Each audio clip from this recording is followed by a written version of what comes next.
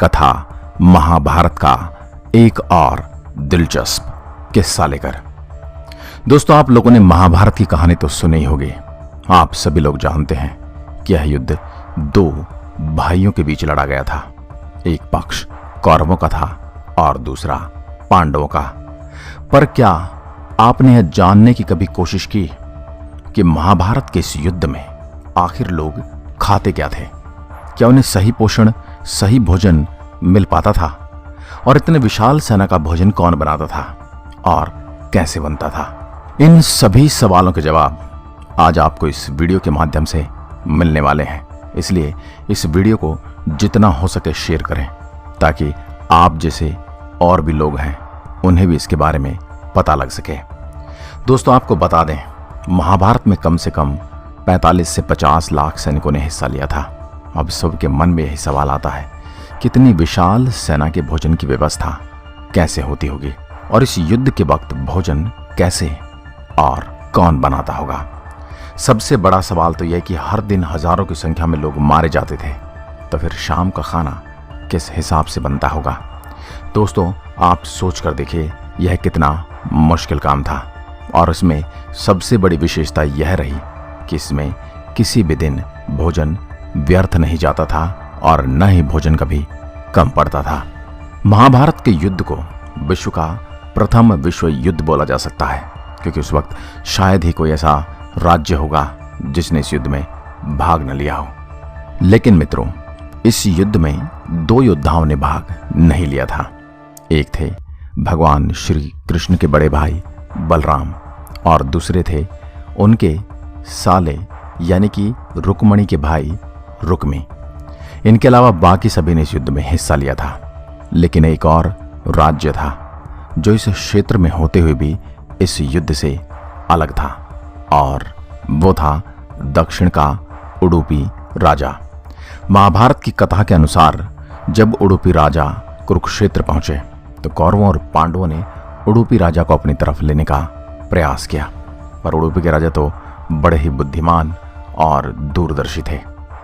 उन्होंने श्री कृष्ण से पूछा, हे माधव, दोनों ओर से युद्ध के लिए पुकारा जा रहा है, लेकिन किसी ने ये नहीं सोचा कि इतनी बड़ी विशाल सेना के भोजन की व्यवस्था कैसे और कौन करेगा? इस पर श्री कृष्ण ने कहा, महाराज, आपने बिल्कुल उचित सोचा है। आपकी इस बात को छेड़ने का मुझे प्रतीत होता है कि आपके पास इसकी कोई योजना है। अगर ऐसा है तो कृपया बताएं।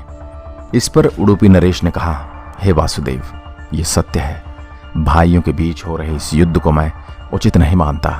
इसी कारण इस युद्ध में भाग लेने की इच्छा भी नहीं है मेरी, किंतु ये युद्ध अब टाला भी नहीं जा सकता। इसी कारण मेरी इच्छा है कि मैं अपनी पूरी सेना के साथ यहाँ उपस्थित समस्त सेनाओं के भोजन का प्रबंध करूं। इस पर श्री कृष्ण ने हर्षित होते हुए कहा, महाराज, आपका विचार बड़ा उत्तम है। इस युद्ध में लगभग 50 लाख योद्धा भाग लेंगे।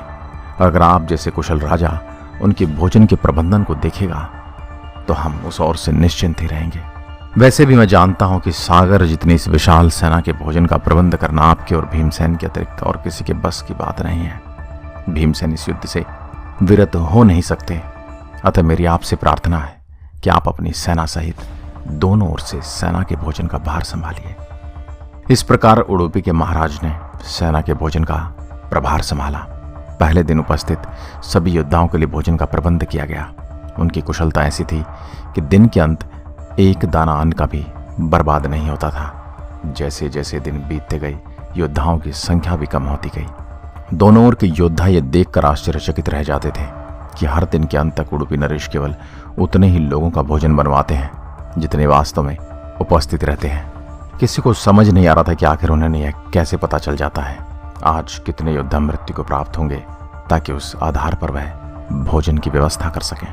इतनी विशाल सेना के भोजन का प्रबंध करना अपने आप में एक आश्चर्य था, और उस पर भी इस प्रकार के अन्न का एक दाना भी बर्बाद न हो तो ये किसी चमत्कार से कम नहीं था। अंततः युद्ध समाप्त हुआ और पांडवों की विजय हुई। अपने राज्याभिषेक के दिन आखिरकार युधिष्ठिर से रहा नहीं गया और उन्होंने उडुपी नरेश से पूछ ही लिया, हे महाराज, समस्त देशों के राजा हमारी प्रशंसा कर रहे हैं। किस प्रकार हमने कम सेना के होते हुए भी उस सेना को परास्त कर दिया।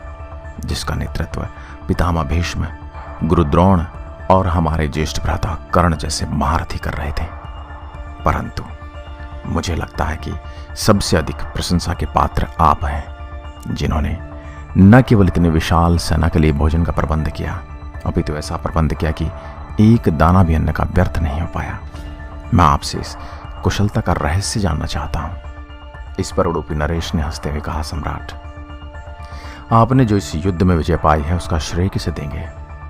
इस पर युधिष्ठिर ने कहा, श्री कृष्ण के अतिरिक्त इसका श्रेय और किसे जा सकता है?